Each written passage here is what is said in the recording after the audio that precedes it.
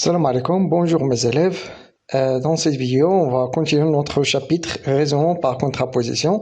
On va donner dans cette vidéo un exercice qui correspond à ce type de raisonnement. Donc, voilà l'exercice numéro 5. Donc la première question, vous allez montrer en utilisant le raisonnement par contraposition que quel que soit x, y, un nombre réel, voilà la première implication, quel que soit x, y de nombre réel, si x plus y supérieur strictement à 2, ceci implique que x supérieur à 1 ou bien y supérieur à 1. La deuxième implication, quel que soit a, b de nombre réel, si a différent de 0 ou b différent de 0, alors racine carrée de a carré plus 1 plus racine carrée de b carré plus 1 est différent de 2. La troisième implication, quel que soit n un entier naturel, n carré est pair implique que n pair. Donc voilà, on va montrer ces trois implications en utilisant le raisonnement par contraposition. La deuxième question, en utilisant bien sûr le raisonnement par contraposition, on va montrer que l'implication suivante, la voilà, cette implication est fausse. Quel que soit x appartienne à R, x différent de 2 implique que la valeur absolue de x moins 1 est différent de 1. On commence par la première implication.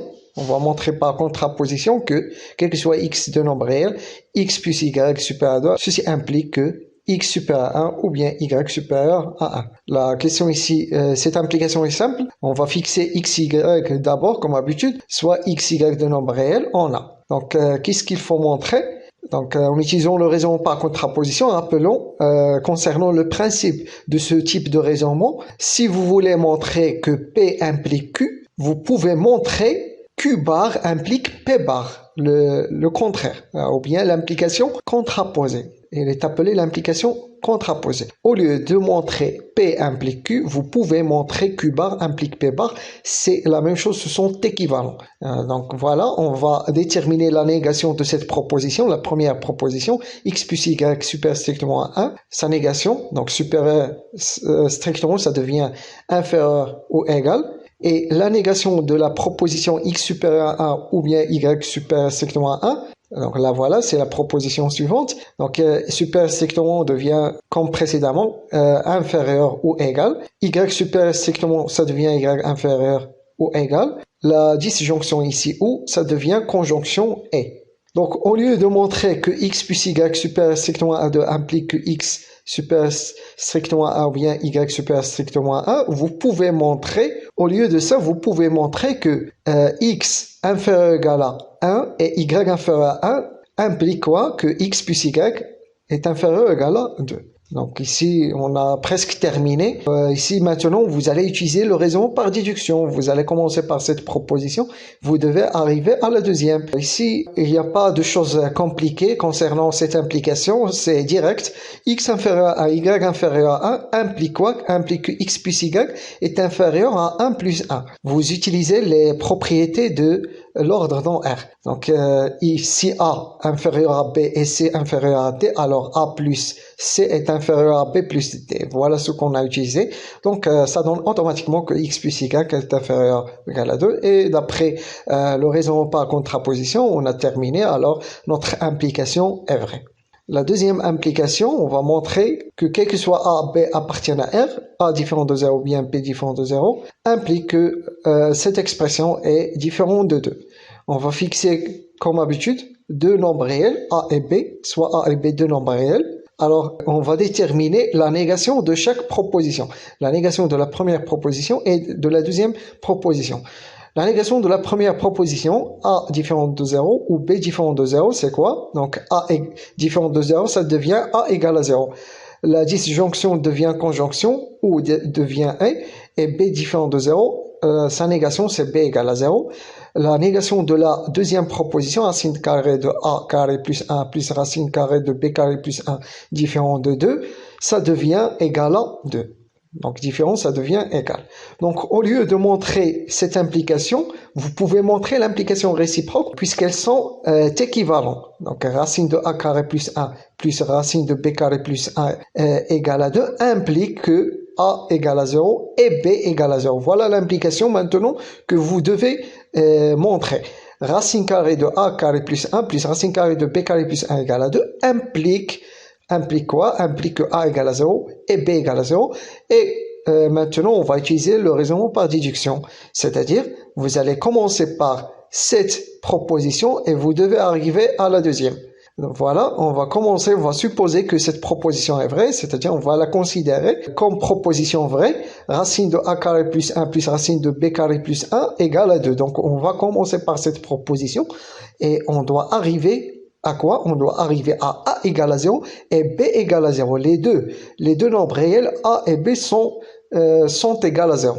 On va faire apparaître 0 ici, dans un certain membre, dans le deuxième membre, on va faire apparaître le nombre 0, donc on va retrancher moins 2 de chaque membre, ou bien on va ajouter moins 2 dans chaque membre, on aura quoi? On aura racine de a carré plus 1 plus racine de b carré plus 1 moins 2 égale à 0, implique quoi? Implique, donc qu'est-ce qu'on va faire maintenant? C'est ce nombre 2, on va le décomposer.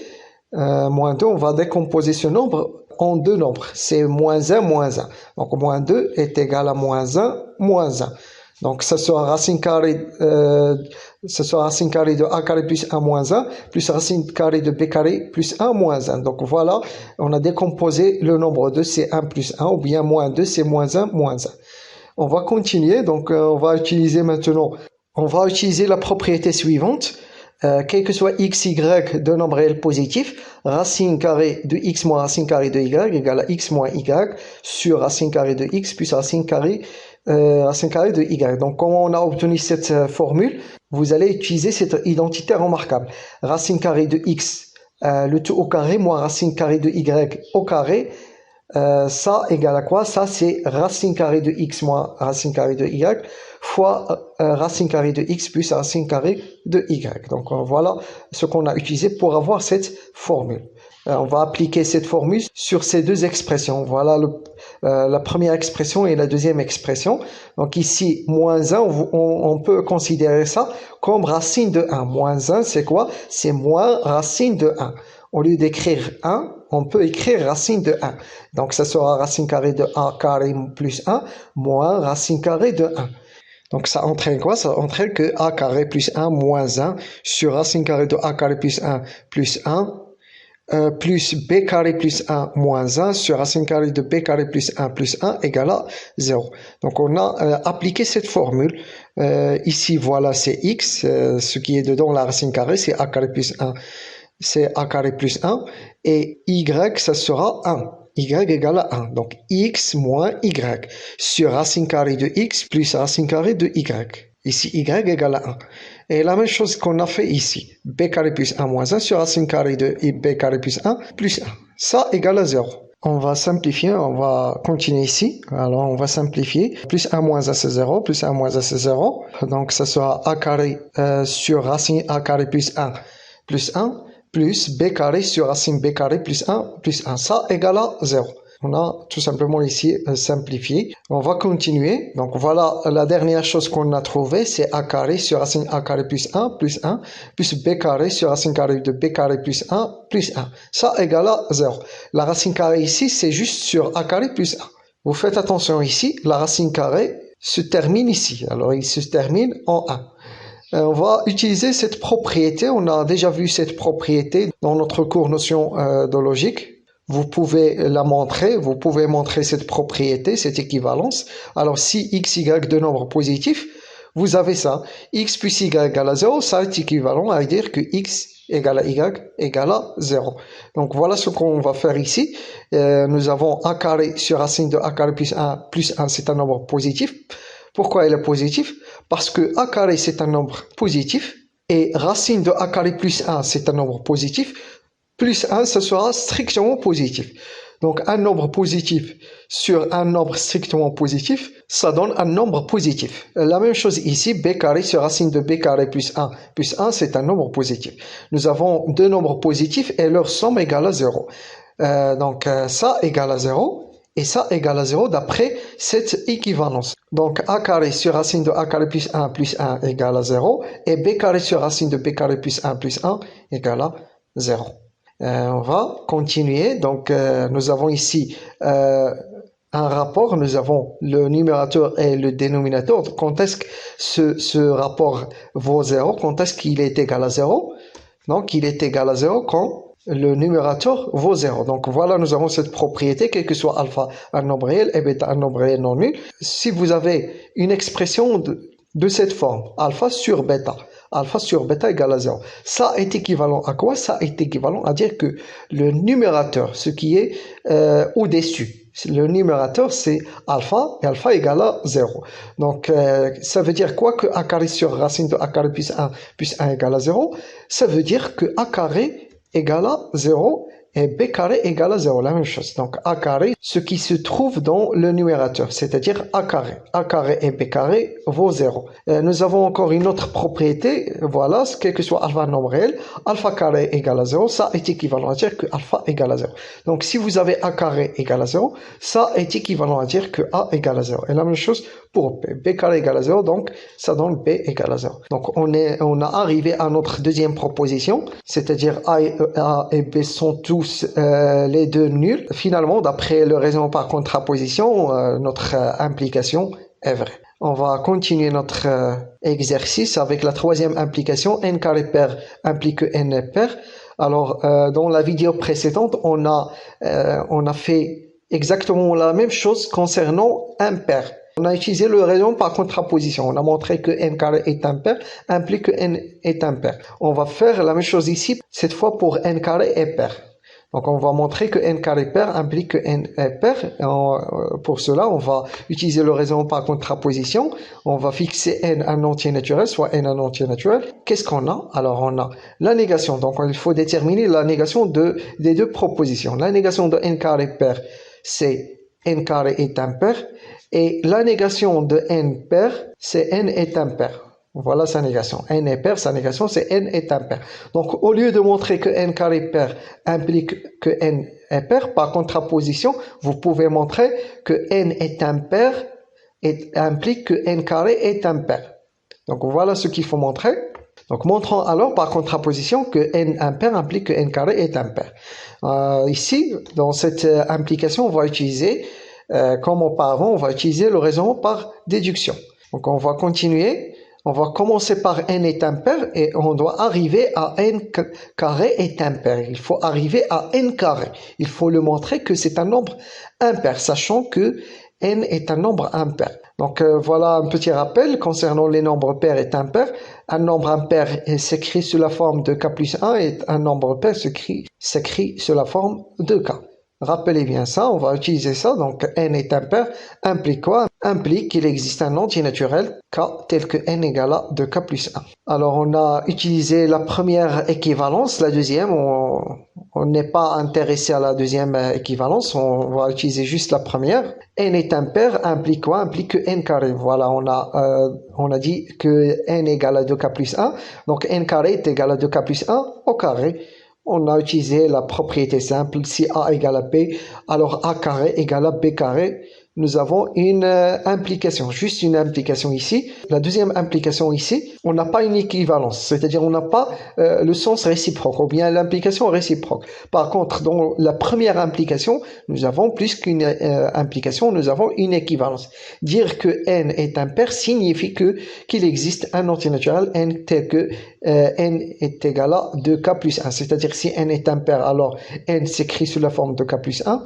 Et le contraire, si n s'écrit sous la forme de k plus 1, alors n est impair. On va continuer. Alors, qu'est-ce qu'on va faire maintenant? On va développer cette expression. Nous avons une identité remarquable. Alors, 2k, le tout au carré, c'est-à-dire 4k au carré, plus 2 fois 2k fois 1, c'est-à-dire 4k, plus 1 au carré, c'est-à-dire 1. Donc, n carré égale à 4k au carré plus 4k plus 1. On doit montrer que n carré est un nombre impair. Donc, il faut faire apparaître le nombre 2. Il faut apparaître ici le nombre 2. Donc, comment apparaître le nombre 2? Vous allez factoriser par 2. Donc, vous factorisez par 2, c'est 2 facteurs de 2k carré plus 2k plus 1. Donc, on pose ça, on pose 2k carré plus 2k, un nombre réel k. On pose k égale à 2k carré plus 2k, c'est un entier naturel, ça appartient à n. Donc, on va continuer notre implication. Donc, n est impair implique quoi? Implique que n carré égale 2 fois grand k plus 1. C'est la forme générale d'un nombre impair. C'est-à-dire quoi? C'est-à-dire que n carré est un nombre impair. Voilà, on a montré notre implication, c'est-à-dire si n est impair, alors n carré est un nombre impair. Voilà, c'est terminé. Donc, par suite, d'après le raisonnement par contraposition, quel que soit n en entier naturel, n carré est pair implique que n pair est une proposition ou bien implication vraie. On va continuer notre exercice. La deuxième question ici, on va montrer qu'en utilisant le raisonnement par contraposition que cette implication est fausse. Donc, on va utiliser ce type de raison pour montrer que cette implication est fausse. Les trois implications précédentes, on a montré qu'elles sont vraies. Ici, on va montrer que cette implication est fausse. Donc, cette implication, elle est équivalente d'après le raisonnement par contraposition, d'après notre propriété, P implique Q est équivalent à dire que Q bar implique P bar. Donc, cette implication, elle est équivalente à quoi? Elle est équivalente à cette implication. Donc, la négation de cette proposition, de celle-ci, x différent de 2, c'est x égale à 2. Et la négation de cette proposition, c'est la valeur absolue de x moins 1 égale à 1. Donc, au lieu de montrer que cette implication est fausse, vous pouvez montrer que cette implication est fausse. Ils sont équivalentes. Donc, sa négation. Donc, pour montrer que cette implication est fausse, vous pouvez montrer que sa négation est vraie. C'est quoi la négation de cette implication? Vous avez cette proposition. Alors, quel que soit x, ça devient il existe. Vous conservez la première proposition. C'est x moins 1 en valeur absolue égale à 1. Et l'implication, ça devient conjonction, ça devient et. X égale à 2, ça devient x différent de 2. Donc, vous faites attention ici, la valeur absolue de x moins 1 égale à 1, vous n'allez pas faire sa négation. Vous allez conserver cette proposition. Ça reste la valeur absolue de x moins 1 égale à 1. L'implication devient conjonction et x égale à 2 devient x différent de 2. Donc, sa négation, il faut montrer que sa négation est vraie. Donc, pour montrer que cette implication est fausse, vous pouvez montrer que sa négation est vraie. Comment montrer que sa négation est vraie? Il faut montrer tout simplement qu'il existe un nombre réel x qui vérifie cette équation et qui soit différent de 2. On a déjà fait des implications pareilles à ça. Donc cette implication, cette proposition qui est la négation de la première implication, elle est vraie en effet. Pour x égale à 0, 0 il est différent de 2. Alors 0 vérifie cette équation puisque la valeur absolue de 0 moins 1, c'est la valeur absolue de moins 1 est égale à 1. Donc 0 vérifie cette équation et plus que ça, il est différent de 2. Donc il vérifie les deux conditions. Donc voilà cette proposition est vraie. Donc sa négation qui est celle-ci, quel que soit x appartienne à R, la valeur absolue de x moins 1 égale à 1 implique que x égale à 2. C'est une implication fausse. Et puisque cette implication est équivalente à la première implication, quel que soit x appartient à R, x différent de 2 implique que la valeur absolue de x moins 1 est différent de 1, alors cette implication est aussi fausse puisqu'ils sont équivalentes. Donc par suite, cette implication, elle est fausse, donc l'implication contraposée, c'est-à-dire quel que soit x, donc là voilà, cette implication contraposée, ça sera également fausse. Finalement, notre implication x différent de 2 implique que la valeur absolue de x moins 1 différent de 1 est fausse. Donc voilà, c'est terminé pour cet exercice. J'espère que vous avez compris. À la prochaine fois. Merci.